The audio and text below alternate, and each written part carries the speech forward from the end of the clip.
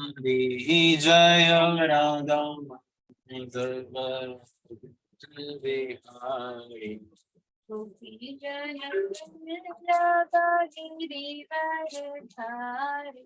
यशोधनन्दन व्रज जन रंजन यमुना तीरावंचारी। यशोदानंदन व्रज जन रंजन यमुना तीरावंचारी। यशोदानंदन व्रज जन रंजन यमुना तीरावंचारी।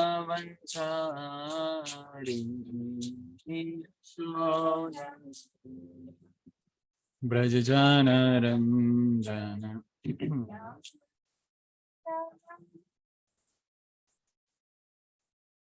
जय राधा माधव कुंज बिहारी। गोपी जन वल्लभ गिरिवरधारी। जय राधा माधव कुंज बिहारी।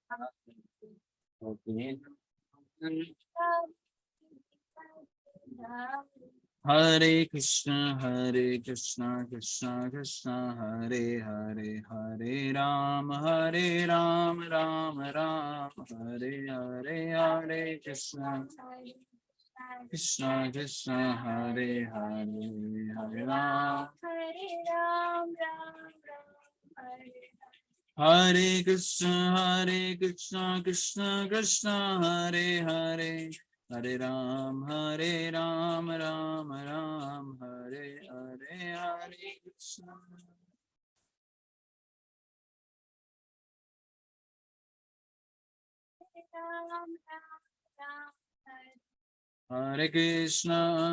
हरे कृष्ण कृष्ण कृष्ण हरे हरे, हरे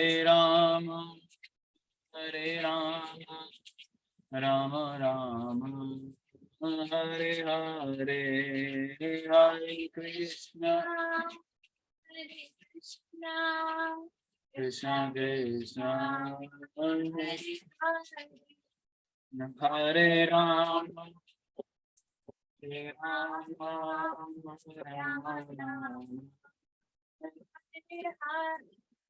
जय प्रभुपदा प्रभुपदा प्रभुपदा श्रील प्रभुपदा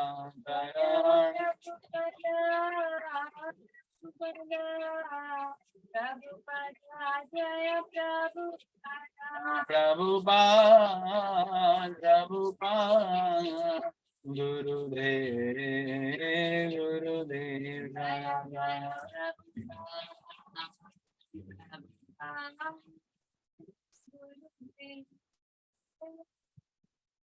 जय गौर प्रेमानंदे Hari Hari. Hare Krishna to all of you. आप प्रणाम। आज के श्रीमद् भागवतम सत्र में आप सबका स्वागत। श्रीमद् भागवतम तीसरा स्कंद अध्याय 31 श्लोक संख्या 20 तक पढ़ चुके हैं हम। आज हम 21 से 25 पढ़ने का प्रयास करेंगे। सो let us read today's session in the मंगलाचरण फर्स्ट। आप सब डिवोटीज भी मंगलाचरण के लिए अनम्यूट कर सकते हैं। ओम नमो भगवते वासुदेवाय। ओम नमो भगवते वासुदेवाय।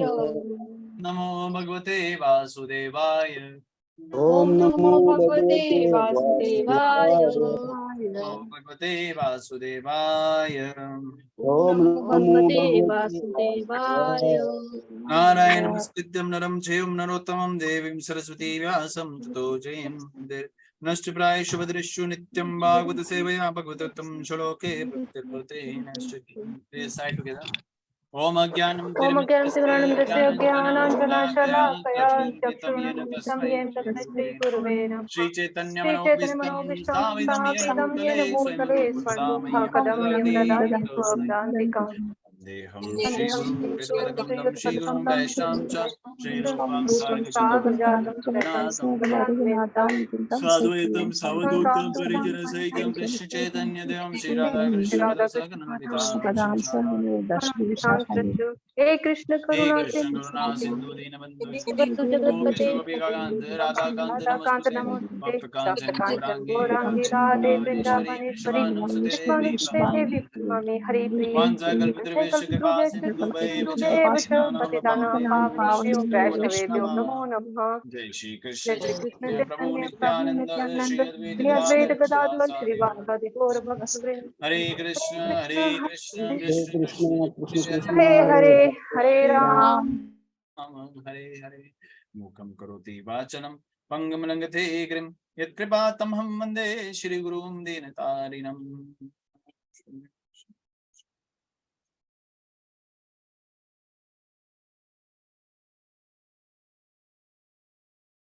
हरे Krishna so Shrimad Bhagavatam third canto chapter number 31 and श्लोक संख्या 21 ऑन योर स्क्रीन। आप सबकी स्क्रीन पे विजिबल होगा, तो आप सब डिवोटीज अनम्यूट करके मेरे पीछे दोहराने का प्रयास करेंगे। मेरा भी एक छोटा सा प्रयास है। पहले शब्द तस्मात् तस्मात् अहम अहं विघात विगत विक्लव विक्लव उदाहरिष्य उदारिष्ये आत्मनम् आत्मनाम् असो आशु अशु तमसा तमसा रुद्रात्मना सुहृदात्मना इव एवं प्रिय भूय यथा यथा व्यासनम् व्यासनं एतत् एतत् अनेकरन्दरम् अनेकरन्दनं आम मे में भविष्यत् भविष्यत् उपासित उपासना पाद विष्णुपाद विष्णुपाद तस्मत् अहं विगात विक्लव उदारश्यय तस्मात् तस्मात् अहं विगत विप्लव उद्वारिष्ये आत्मनम् अशूतं आत्मन एव आत्मनामश्नुतं स सुहृदात्मना एव भूय यथा व्यासनम् एतत् अनेकरद्रम् या यथा व्यासनम् एतत् अनेकरन्दम् मामे भविष्यदुपासदित विष्णुपाद मामे मे भविष्यत् उपासित Vishnupad Translation prepared by His Divine Grace A.C. Bhaktivedanta Nandi Goswami Jagadguru Srila Prabhupada की जय जय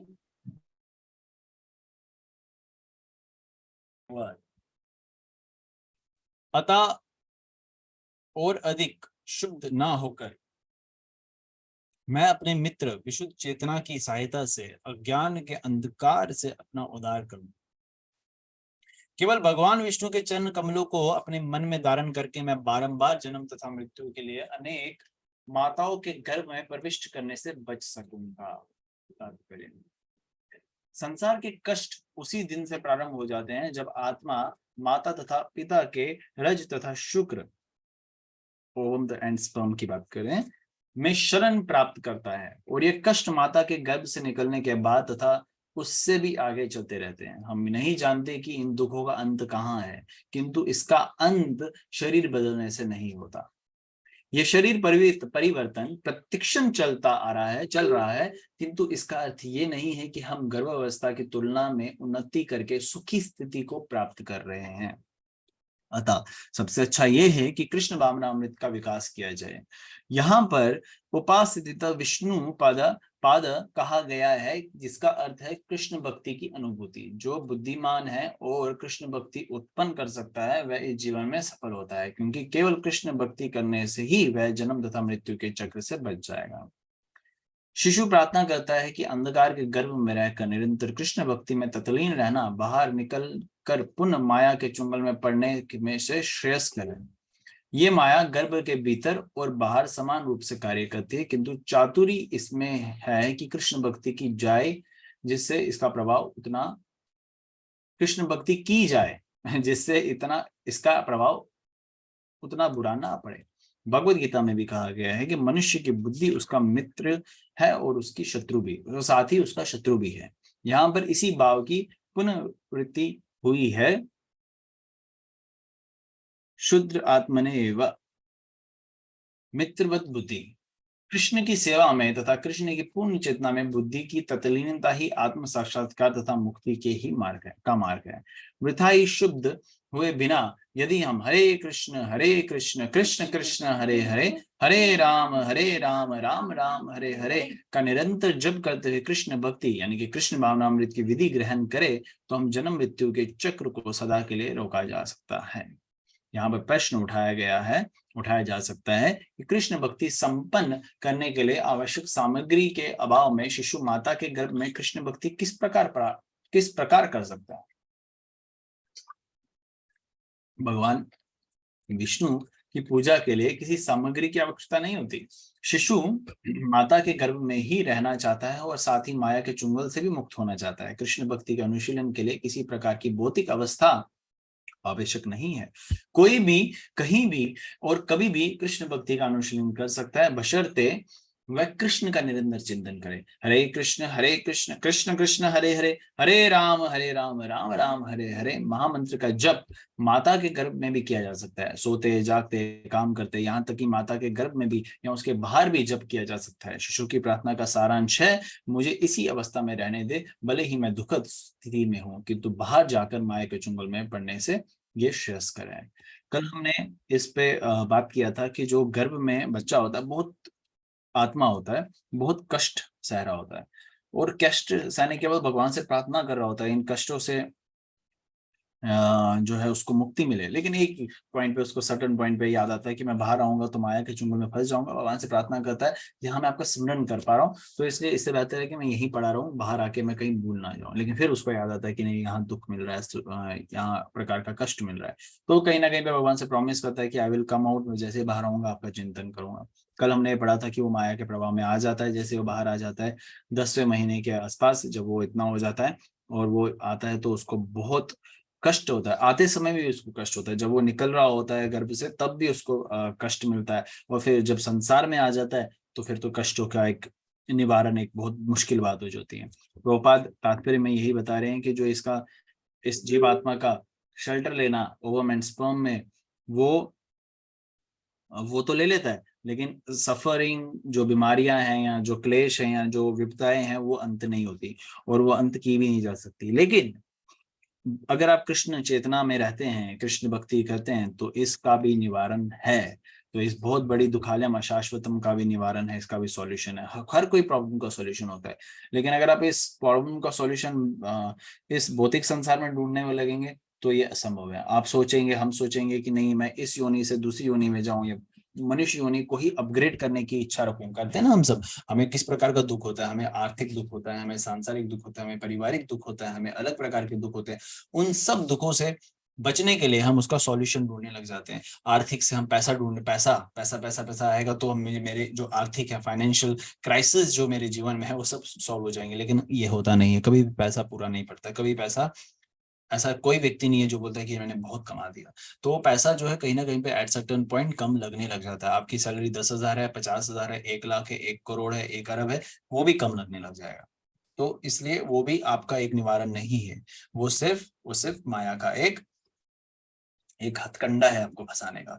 चाहे फिर वो पारिवारिक में हम इतनी आसक्तियां बना लेते हैं और फिर जब वो हमारे कंट्रोल में नहीं रहता है या हम उनके कंट्रोल में नहीं रहते तो क्या हो जाता है, क्लेश हो जाती है, लड़ाइयां हो जाती हैं। और फिर कई बार आसक्तियां इतनी अड़ीग होती है कि वो जिसके प्रति आसक्ति होती है वो जीवात्मा वो शरीर छोड़ देती है, तो कितना हम विलाप करने लग जाते हैं और अपना भूल जाते हैं मेरा संबंध उस शरीर या व्यक्ति विशेष से नहीं था, मेरा तो असली संबंध तो पूर्ण पुरुषोत्तम भगवान श्री कृष्ण से था। तो वहां से भी हमें दुख मिलता है। या कई प्रकार की और आसक्तियां अपने शरीर से लगाए या किसी और से लगाए, ये सब जो है मिथ्य है। तो प्रभुपाद की कृपा से हमें ये जानने को मिलता है, समझने को मिलता है कि यहाँ पे इसका निवारण नहीं है। अगर आपको निवारण ढूंढना है तो वो सिर्फ वैकुंठ धाम में है, और वो वैकुंठ धाम आपको और हम सबको प्राप्त होगा इस महामंत्र के जप कीर्तन से ही, वैष्णव आचार्यों की कृपा मात्र से ही। तो इसको अपग्रेड करने का प्रयास मत कीजिए। हम सबके लिए कहीं ना कहीं पे एक परमानेंट सॉल्यूशन होना चाहिए। इसको अपग्रेड मत कीजिए, इसको कंफर्ट मत कीजिए। I have seen, even I am the good example of that, कि हम कंफर्टेबल में रह के भक्ति करना चाहते हैं। कंफर्टेबल में रह के अगर आप सब भक्ति करना चाहेंगे,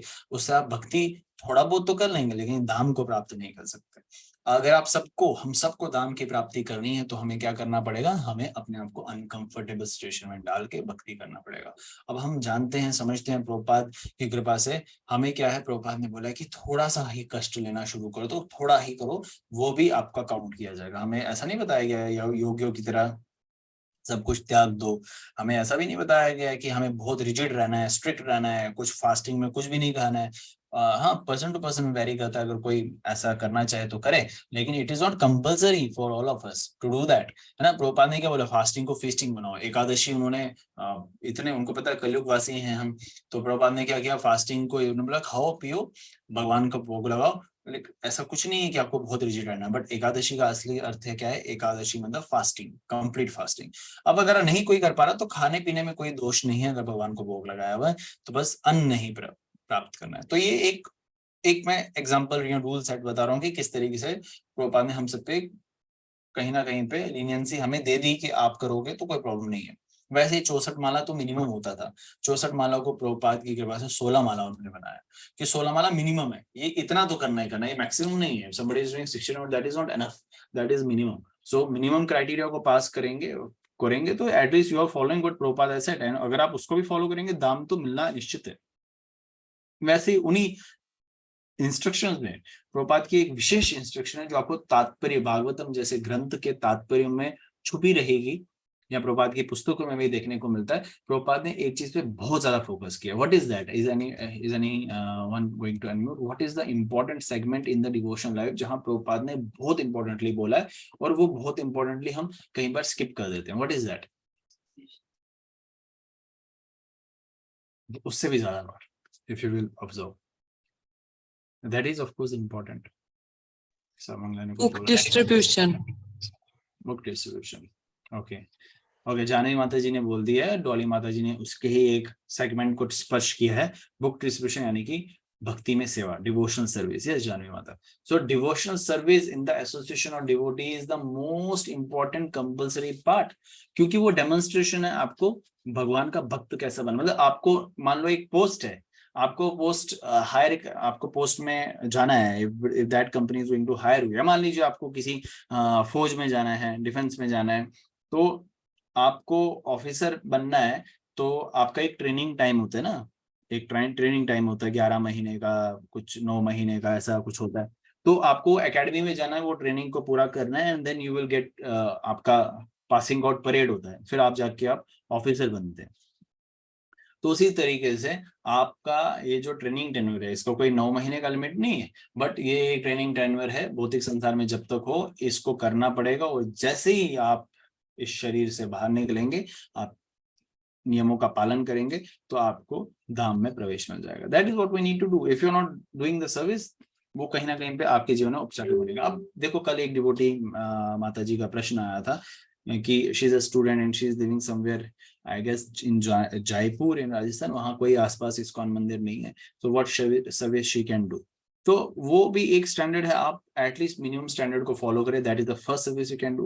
you can go, you can do 16 rounds. ये बहुत इंपॉर्टेंट है। 4 नियमों का पालन बहुत important, reading, association, early morning, जपा, कीर्तन, आरती। सो ये जो है मिनिमम जो क्राइटेरिया आप पास कर रहे हैं on the regular basis without any break, वो भी एक सेवा ही है। वो ऐसा नहीं है कि वो सेवा नहीं है, वो भी एक सेवा ही है। Association of the devotees, that is also a service, but sometimes depend upon the circumstances as well. अगर नहीं है तो उस परिस्थिति में कोई दोष नहीं लगता। लेकिन आपके पास मंदिर है, तो आपके मंदिर मतलब 50 किलोमीटर में भी है, 40 किलोमीटर में भी, और अगर आप फिर भी नहीं जाने की कोई इच्छा रख रहे हो, महीने में एक बार भी भक्तों का संग लेने का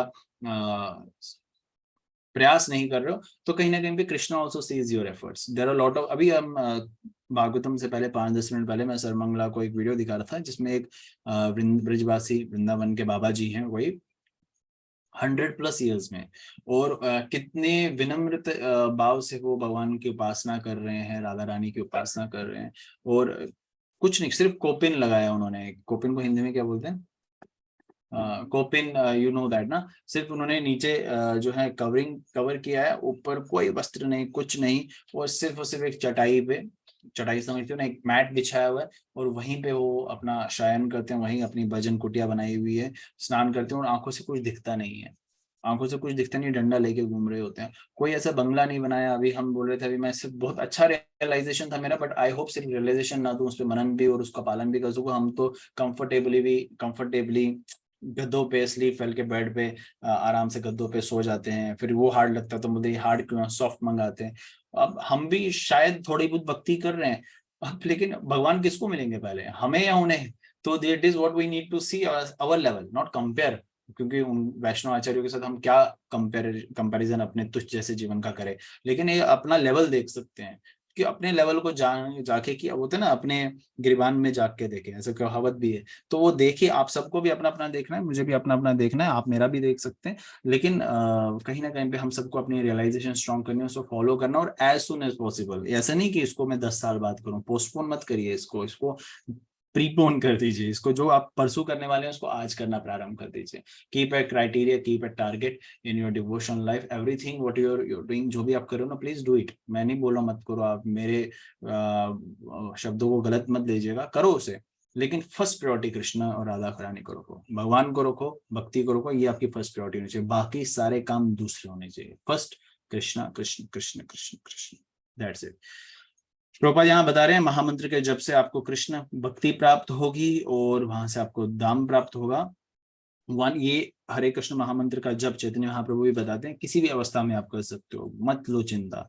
हरे कृष्ण महामंत्र का जप आप किसी भी अवस्था में, कहने का अर्थ ये नहीं कि 16 माला आप लेटे लेटे करो, 16 माला आप गाड़ी चलाते चलाते करो। कहने का अर्थ यहाँ पे ये है, हरे कृष्ण महामंत्र का जो एक आपका उच्चारण है, वो किसी भी क्षण में आप ले सकते हैं। कोई भी कार्य कर रहे हैं, कुकिंग कर रहे हैं आप, खाना खा रहे हैं, मन ही मन में जप रहे हैं, आप वॉशरूम में, हाँ, तो भी आप हरे कृष्ण महामंत्र का कीजिए, कोई दोष नहीं, कोई अपराध नहीं लगने वाला आपको, कलयुग में कुछ भी नहीं होने वाला। लेकिन जो 16 माला का जप है वो पूरे क्वालिटी वाइज आपको एक स्थान पे बैठ के करना चाहिए। Of course again exception cases are there, किसी की टांगों में कुछ दर्द है, पीठ दर्द है, पेट दर्द है, व्हाटएवर, तो उसमें आप बैठे बैठे नहीं तो एटलीस्ट खड़े खड़े हैं, जैसे भी अवस्था में करना चाहिए तो कर सकते हैं, लेकिन वो केंद्रित होना चाहिए 16 माला जप। Okay, so I hope this is very clear. कुछ बहुत इंपॉर्टेंट पॉइंट्स मैं छोड़ भी रहा हूँ, लेकिन आगे भी वर्सेस हैं, तो as I said, this is not a lecture, this is something more than lecture, this is something called as reading। तो ये रीडिंग है, it's not a lecture. Lecture में एक वर्स को लेके ही उस पे डिस्कशन किया जाता है, एक एक पॉइंट को लेके, बट हमारे पास समय कम होता है, so that we can cover more verses. So let us read another verse, that is by Kapil उवाच। भगवान क्या कह रहे हैं, अब सुनिए। ओके, आई रिक्वेस्ट डॉली माता जी तो कनेक्ट। अच्छा, डॉली माता जी, आपके अगर वहाँ नेटवर्क इशू था, आप जैसा बता रहे हैं, पहले मुझे बता दीजिए, आप पढ़ पाएंगे? हरे कृष्णा। हाँ, आपका नेटवर्क ठीक है? हाँ, आज ठीक है, थोड़ा आज ठीक है। ठीक है, 22 एंड 23 आप पढ़ लीजिए प्लीज। अच्छा, तो आज फोन से ही पढ़ना है, बुक तो नहीं है। कंफर्टेबल है? हाँ, देखती हूँ। Okay. कपिलोवाच एवं कृत गति गर्भे दशायास्य, दिखता नहीं है, मैं पढ़ लेता हूँ आपको श्लोक, आप ट्रांसलेशन पढ़ लीजिए। कपिलोवाच एवं कृतामतिर्गर्भे दाशमस्य स्तवन् ऋषि सद्य क्षिपते अविचानम् श्रुति मारुत। अनुवाद। भगवान कपिल ने कहा, अभी तक गर्भ में स्थित इस 10 मास के जीव की भी ऐसी कामनाएं होती हैं, किंतु जब वो भगवान की स्तुति करता रहता है, तभी प्रसूति काल की वायु औंधे मुंह पड़े हुए उस शिशु को बाहर की ओर धकेलती है, जिससे वो जन्म ले सके। हाँ, तो यहाँ पे 10 माह का जो शिशु है वो बताया जा रहा है, वो गर्भ में है, भगवान से प्रार्थना करता है। अब वो क्या करते हैं बताया जा रहा है, with his face turned down so that he may be born। तो उसको ऐसी परिस्थितियां भगवान उत्पन्न कर देते हैं वायु के शायद बताया गया काल की वायु औंधे मुंह पड़े हुए शिशु को बाहर की ओर धकेलती है, उसका सर जो है नीचे की ओर आ जाता है, ऐसा कुछ बताया जा रहा है, तो ताकि वो जन्म ले सके अगेन। तेन अवाशतश सहस कृतवा अवक्षीर अतुर विनिक्ष्रमति कृचेरेण निरुच निरुचवशव हता स्मृते। प्लीज।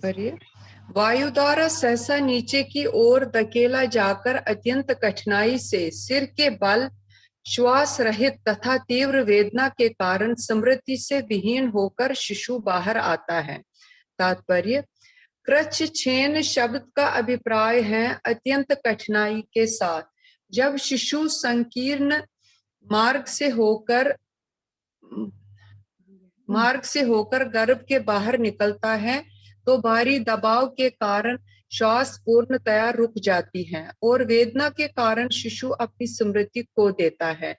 कभी कभी इतनी पीड़ा होती है कि मृत प्राय शिशु जन्मता है। प्रसव पीड़ा की कल्पना की जा सकती है। शिशु उस विकट परिस्थिति में 10 मास तक गर्भ के भीतर रहता है और 10 मास के बाद वो बलपूर्वक बाहर कर दिया जाता है। भगवत गीता में भगवान संकेत करते हैं कि जो आध्यात्मिक चेतना में प्रगति करने के लिए उत्सुक है उससे जन्म, मृत्यु, रोग तथा जरा इन 4 पीड़ाओं का विचार करना चाहिए। भौतिकवादी भले ही अनेक प्रकार से प्रगति कर ले किंतु वो संसार के इन 4 प्रकार के कष्टों को रोकने में असमर्थ है। Hare Krishna. This is very important.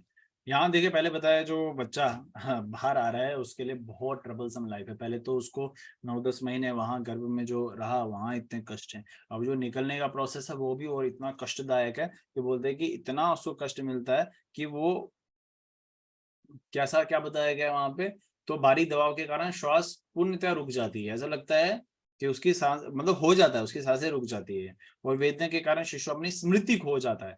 मतलब इतना कष्ट मिलता है, उसकी स्मृति यानी कि उसकी मेमोरी, जो भी वो अभी तक मनन कर रहा था ना, भगवान का चिंतन कर रहा था, वो सब खत्म हो जाता है, सब खत्म हो जाता है।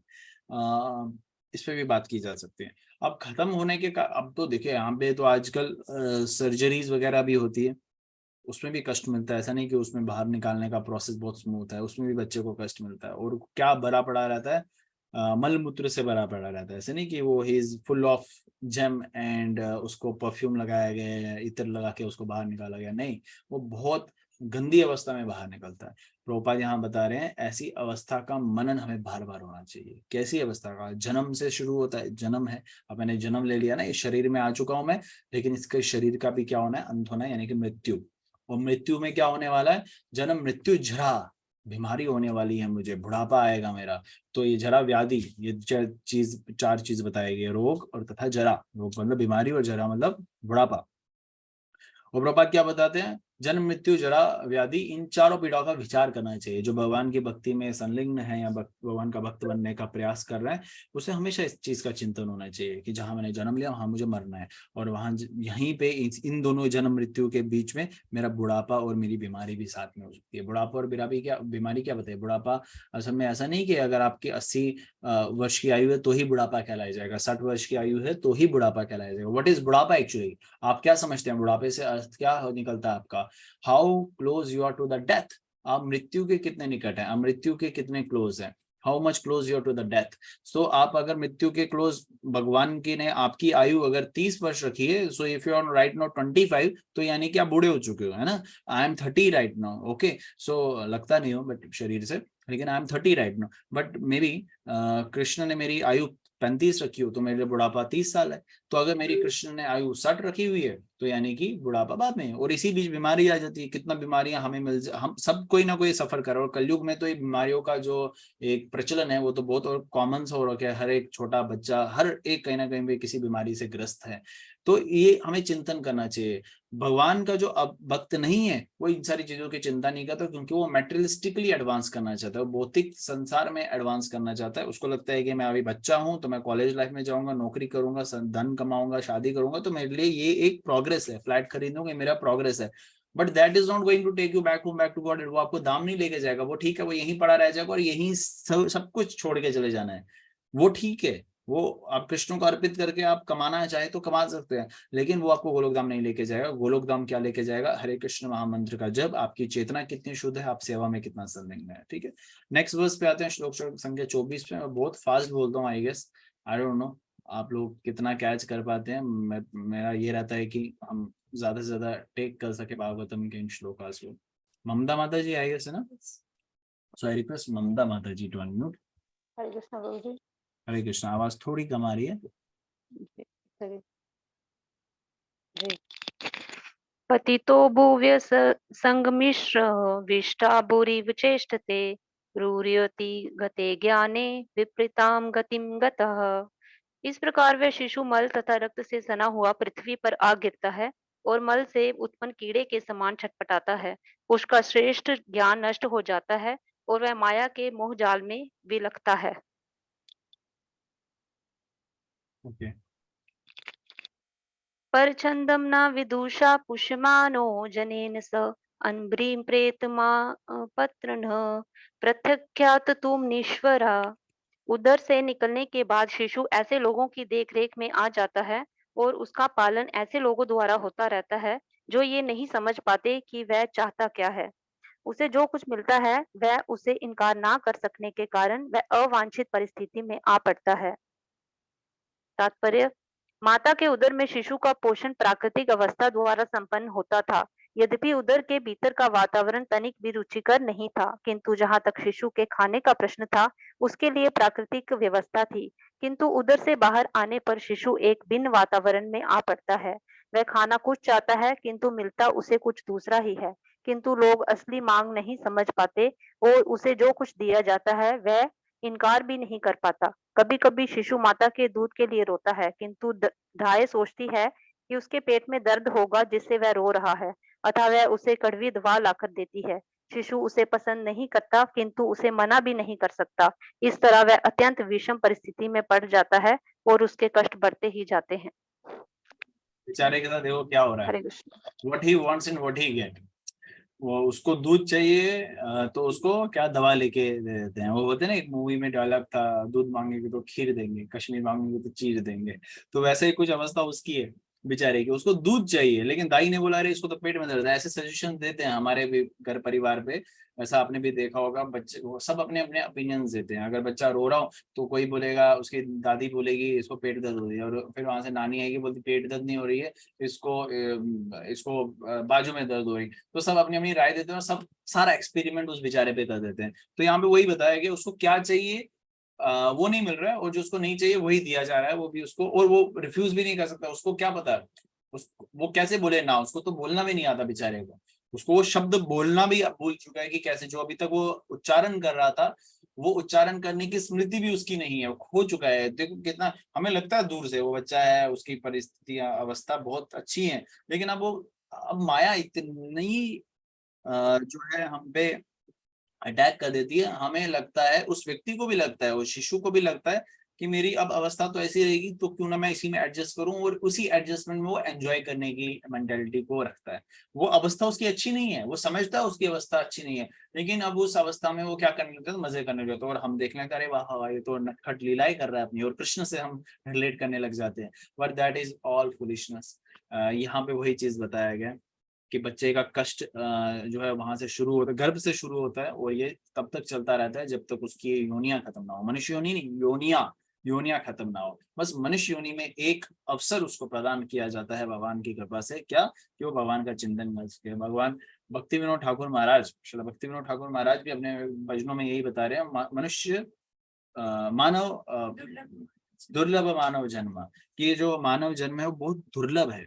मतलब यह संसार है कि ये बहुत आसानी से नहीं मिलता है, बहुत आसानी से नहीं मिलता। अगर आपको मिला है तो take this opportunity and let us go back home, back to God. ये एक निश्चय कर लो, इसी जीवन में ये करना है। तो इसके लिए प्रयास करना पड़ेगा, संघर्ष करना पड़ेगा, पेशेंस, धैर्यता रखनी पड़ेगी, उत्साह बना के रखना पड़ेगा। भाड़ में जाए पूरी दुनिया, ये आपको एक मनन करना, बोलना नहीं है किसी को। जैसे अभी मैं बोल रहा हूँ, this is not a good word, but मैं ये ऐसा बता रहा हूँ कि आपको अपना दिमाग में ये चिंतन रखना है कि जो भी आप आगे पीछे दाएं बाएं आप अब एकाग्र, आपका एक फोकस सिर्फ कृष्ण होना चाहिए, प्रायोरिटी सिर्फ कृष्ण होना चाहिए। उसके बीच में कोई भी बाधा बन जाए उसको आपने तिरस्कार, उसका उसका just disconnect yourself from that person. Although ये सबके लिए पॉसिबल नहीं हो सकता, शायद आपके वो बहुत आपकी घनिष्ठ मित्रता हो या आपके सगी संबंधी हो, उनके साथ आप ऐसा ना कर सको, लेकिन भारी रूप से बेशक ना करो। मन ही मन में वो आपने निश्चय कर लेना है कि मेरा उसके साथ, उस व्यक्ति के साथ, उस जीवात्मा के साथ संबंध तभी सही है जब मैं कृष्ण के साथ अपना संबंध पुनः स्थापित कर सकता हूँ। आप अगर किसी पिता, आप अपने पिता के सगे नहीं हुए, अगर अपने पिता के प्रति लॉयल नहीं हो, तो आप उनके बच्चों के प्रति यानी कि अपने भाइयों के प्रति कैसे लॉयल रहोगे। तो इट इज वेरी इंपॉर्टेंट कि आप पूर्ण पुरुषोत्तम भगवान श्री कृष्ण जो सबके बीज प्रदा पिता है उनका आदर सम्मान करो। पिता का सम्मान करोगे तो सब प्रसन्न है। पिता माता यानी कि श्रीमती राधा रानी, पिता भगवान श्री कृष्ण, इनका सम्मान करोगे, इनकी बातों का आज्ञा पालन करोगे, सब कुछ सही संभव है। आपके माता पिता भी उसी में खुश है, आपके घर परिवार भी उसी में खुश है और आपका जीवन भी उसी में सफल है। तो ये आप कहने का अर्थ मेरा बिल्कुल सिर्फ आप पे नहीं है, ये मैं सबसे पहले अपने आप को अप्लाई करने का प्रयास कर रहा हूँ। तो आप सबके आशीर्वाद से जरूर मैं अपने जीवन में भी आगे बढ़ूंगा।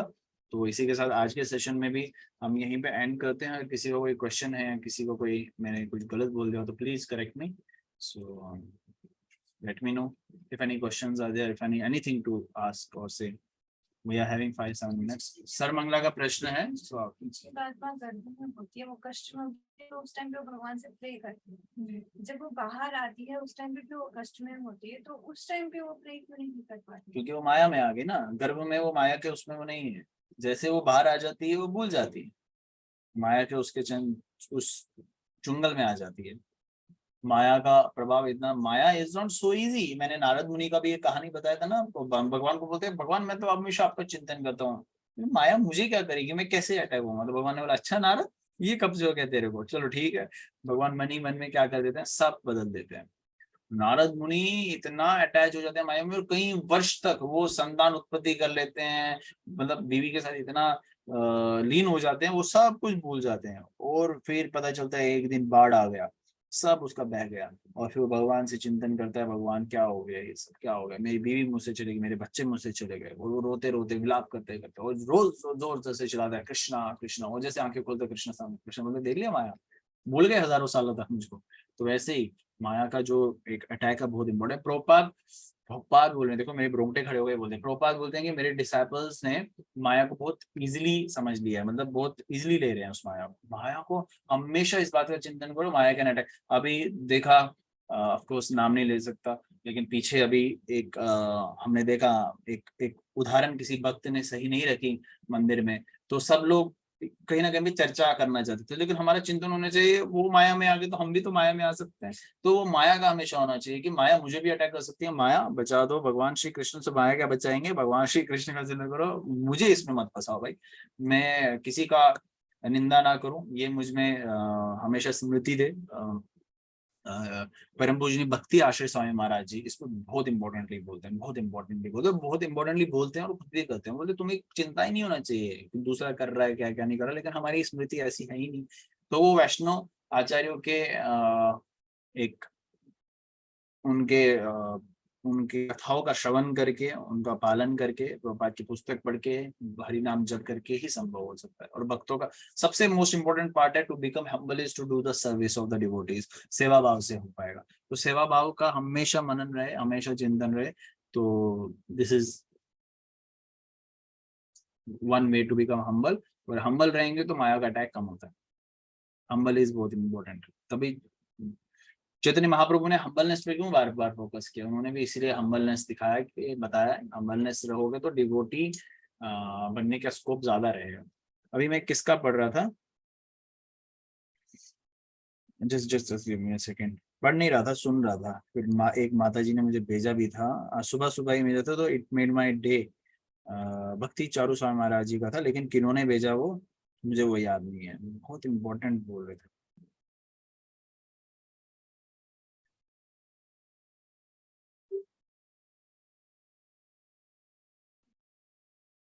चलो मिल तो नहीं रहा है मुझे, मिलेगा तो मैं जरूर फॉरवर्ड करूंगा आप सबके साथ। तो अगर किसी कोई डिवोटी का कोई प्रश्न है तो प्लीज, एनी डिवोटी। हरे कृष्णा प्रभु जी। हरे कृष्ण माता जी।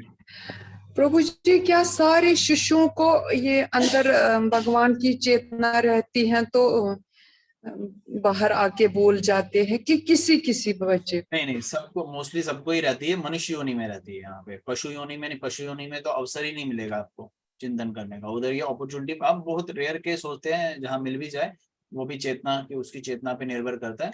लेकिन यहाँ बताया गया सबको ये अवसर प्रदान किया जाता है, और वो भी विशेषकर उनकी जितनी चेतना जिसकी हो। अब जिसकी चेतना शुद्ध है उसको ही अब विशेषकर अवसर प्रदान हो। जैसे आप अगर अभी भगवान का उच्चारण करने की आपके पास परिस्थितियां उपलब्ध हैं, वो इसलिए क्योंकि आप कहीं ना कहीं पे भगवान की भक्ति पीछे योनि में किए हुए हो, कहीं ना कहीं पे, तभी आपको ये अपॉर्चुनिटी मिलेगी हुई है।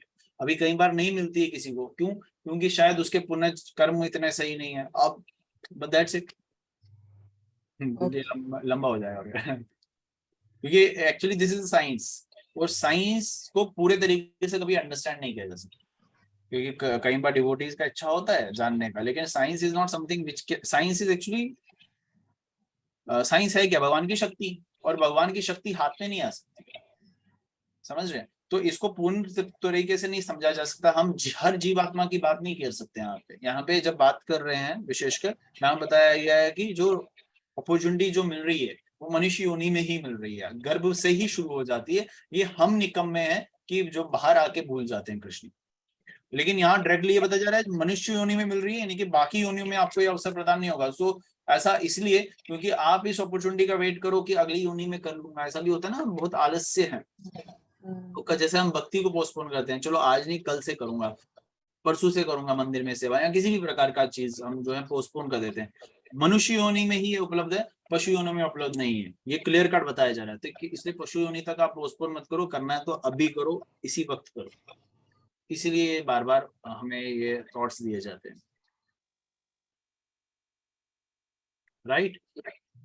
ठीक है। दूसरा प्रश्न है प्रभु जी, हमने पढ़ा 10 महीने के बाद गर्भ से बाहर आते हैं, मगर अक्सर तो नाव का ही बोला जाता है। आपने शायद पहले भी पूछा था 10वें महीने, हाँ, 10वें महीने के बाद, यहाँ बाद दिखाया क्या? नहीं, 10वें महीने में the living entities has these desire when while in the वॉर्म द 10th मोल्ड, क्योंकि 9 महीने हो जाते हैं तो 10वें महीने में, ऐसा 10वें महीने के बाद नहीं। बाद तो चैतन्य महाप्रभु हाँ, चैतन्य महाप्रभु आए थे 10वें महीने के बाद। यहाँ कल हमने पढ़ा था, सुखदेव गोस्वामी की कथा पढ़ी थी 16 वर्ष के बाद।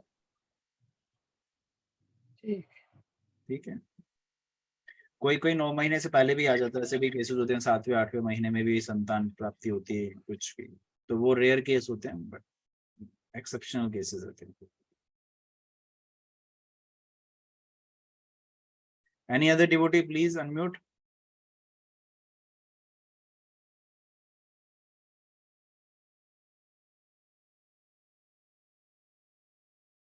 No questions, nothing to say, कोई बात नहीं। तो मैं एक वो ढूंढ रहा हूँ जो मेरे को सुबह मिला था, बट चलो ठीक है, आगे मिलता है तो मैं ग्रुप से फॉरवर्ड कर दूंगा। Please do here that, okay? तो हम फिर आज का सेशन को एंड करते हैं।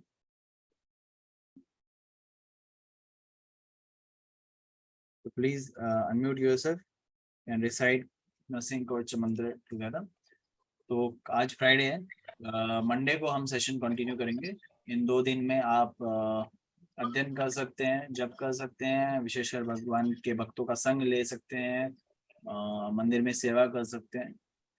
That is what we need to do, okay? So unmute yourself and recite Narasimha Kavacha mantra. उग्रं वीरं महाविष्णुं ज्वलन्तं सर्वतोमुखं नरसिंहं भद्रं मृत्योर्मृत्योर्मे नमामि हम। विनाशं नरसिंह भगवान की जय ग्रंथराज श्रीमद् भागवत महापुराण की जय। जगद्गुरु श्रील प्रभुपाद की जय। जय।